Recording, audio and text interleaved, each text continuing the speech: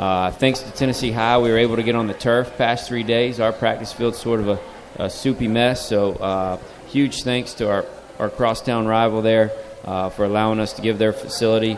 That made practice really, really successful and smooth this week, dealing with the weather. And then, so what do we do? What's the emphasis? No different than any other week. We have a core value we focus on each day. This week's no different. We haven't used the word Marion all week. I think we just don't talk about the opponent. Do we know who our opponent is, what they do? Absolutely, but it comes down to us taking care of ourselves. So Monday we focus on having energy. Tuesday it's about competition. Wednesday's family and brotherhood day, and then we have our team meal. We break bread together. And then Thursday will be effort. Thursday's the effort day because it takes mental effort to focus in a walkthrough. And then Friday you win with discipline and unity. So it's going to be no different than any other week. As far as injury front, obviously Preston will come on here. That was a big loss for us. We hope to be healthy otherwise. Some dings and so forth, but we hope to be healthy. Yeah, scary moment in that game last week. Austin Davidson, Torian Bazell hitting each other there in the end zone. Absolutely. Very often, you kind of stay calm as a coach and leave that to a trainer, but I saw them collide, and, no doubt it was a scary moment. Turned out they're both good, both fine. Caught a knee to the hip. So in terms of a collision like that, we're fortunate that it came out with just a little bit of a bruise. Yeah, so lucky that nothing worse happened to that. Both Absolutely. guys able to walk off. Both guys came back into Yes. the ball game, so Yes. it's definitely a good sign. They always say the games are won in the trenches. Well, the defensive fronts definitely held their own in the last Marion game. How does that affect the play calling on the defensive side of the ball? And what prior knowledge does that give you? Well, as I said last time, when you play a team a second time, you're a few steps ahead. You're in a different square when you start the week. Those kinks have been ironed out. I think as much as anything, you can call the game with some confidence. We have confidence in those guys up front. Controlling the line of scrimmage is key. When your defensive line plays well, it makes things easier for your linebackers. And when you can stop the run, you make guys one-sided. That's big. When you feel confident in a 4th and 1 to make some stops, that's important. Yeah, you got a big running back coming back into town in Kelby Ford. Yeah. We do. That's always a challenge. It'll be a challenge this Friday, just like it was 2 weeks ago. Certainly he runs incredibly hard, a talented young man. But we look forward to the challenge. And it is a challenge. He is good. He's a good football player, great running back. But our guys look forward to that. So, Coach, going ahead now and looking at that Marion game, can you give us the keys to the game for Friday night? You got to contain Ford. He's their man.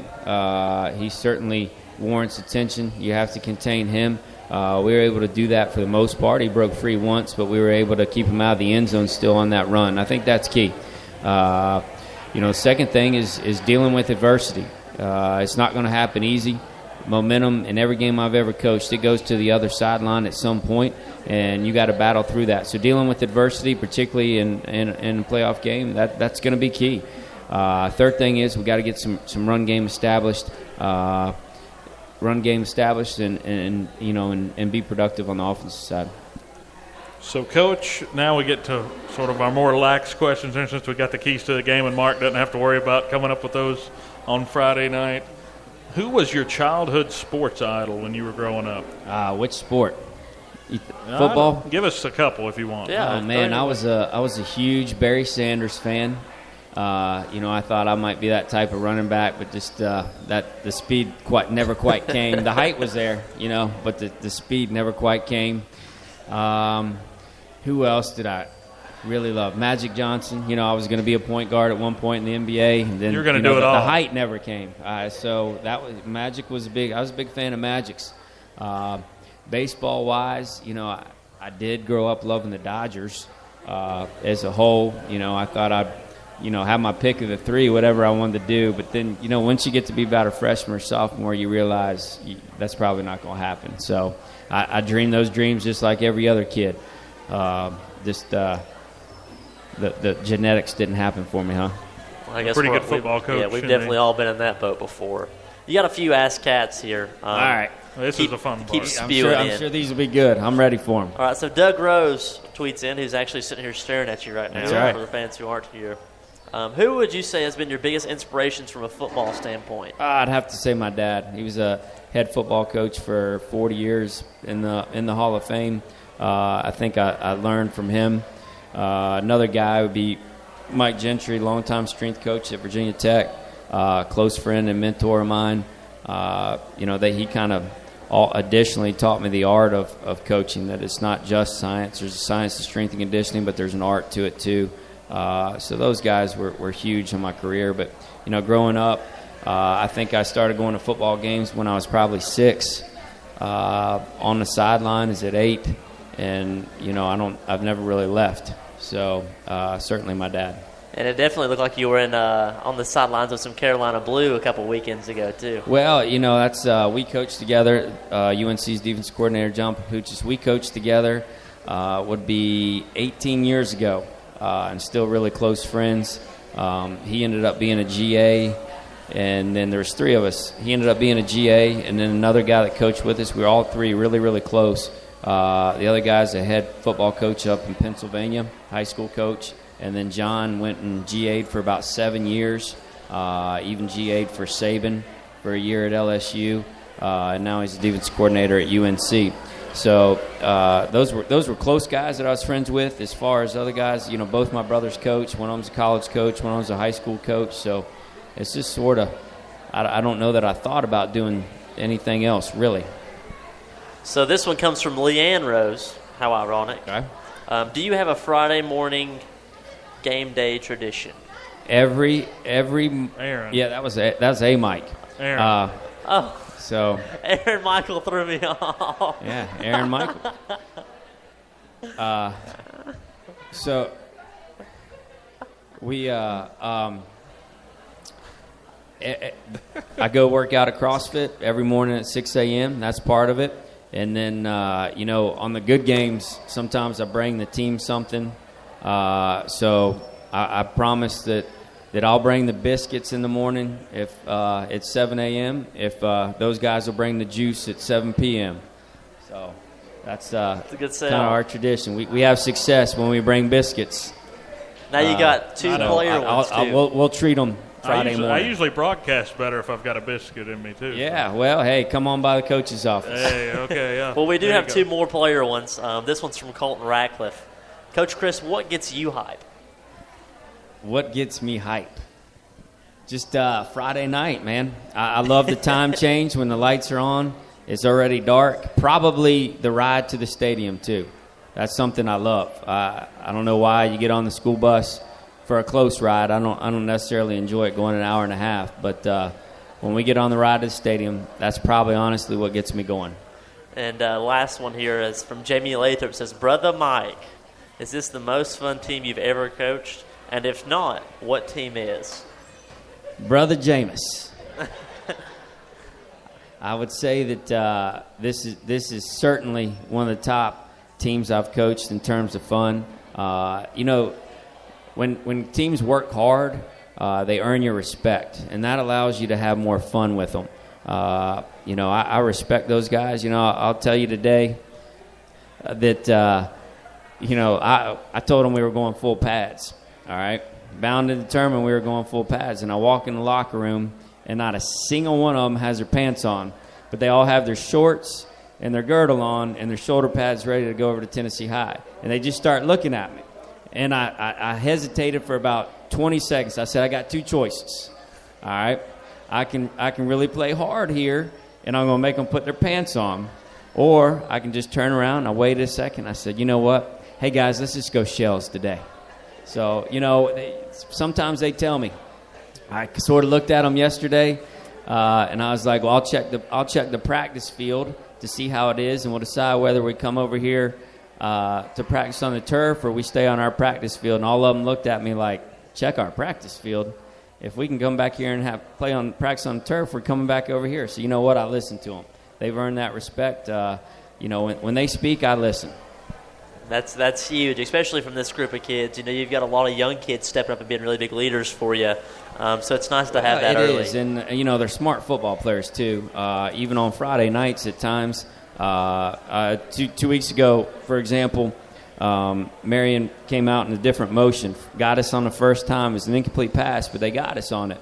And then before we even got to the second one, Colton comes over, says, "Coach, should we handle it this way?" And he was 100% right. So before we could even make the adjustment, he comes to the sideline, has the adjustment, and we rolled with it. And, you know, that was the answer ever since.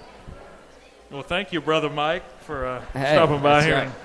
and talking to us. And good luck Friday night. It's going to be an exciting night at Gene Malcolm. It will be exciting. I'm excited for our community that they don't have to travel. You know, I feel like all of our previous playoff games have been probably 3-hour rides. So it's exciting for them. We're excited about it. It's going to be a lot of fun. You know, that's the biggest thing. It's just going to be another game we get to play together. We're excited, but it's just going to be fun. And again, kickoff coming up 7 o'clock on Friday night against Marion. Thank you for joining us, Coach. Hey, thank you guys. And good luck. And we'll take a quick break. We'll be right back. Let's give Coach Chris a round of applause. He handled those questions pretty well from the team. So we'll be back after this break. Aaron Rose coming up next on Bearcat Radio. Listen to Virginia High School football on your computer or mobile device at Spreaker.com/Bearcat Radio.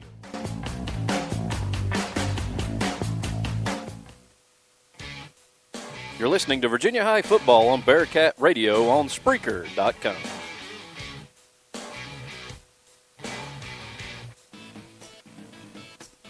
Bearcat Radio is brought to you by State Line Motors.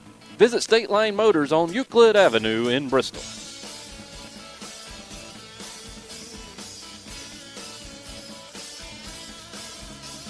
Hi, I'm Dustin Lynch. You don't have to listen to country music to know that life can be full of drama. Some of it you just can't control, like your girlfriend running out on you with your best friend. But there's some drama you can skip. Skip the drama that comes with not having your high school diploma or equivalency. Find free adult education classes near you and finish your diploma. Visit finishyourdiploma.org. That's finishyourdiploma.org. You just need to take that first step and find free classes near you and start moving towards a brighter future and even your college degree. Brought to you by the Dollar General Literacy Foundation and the Ed Council. You're listening to the best high school football in the Tri-Cities on the Bearcat Sports Radio Network.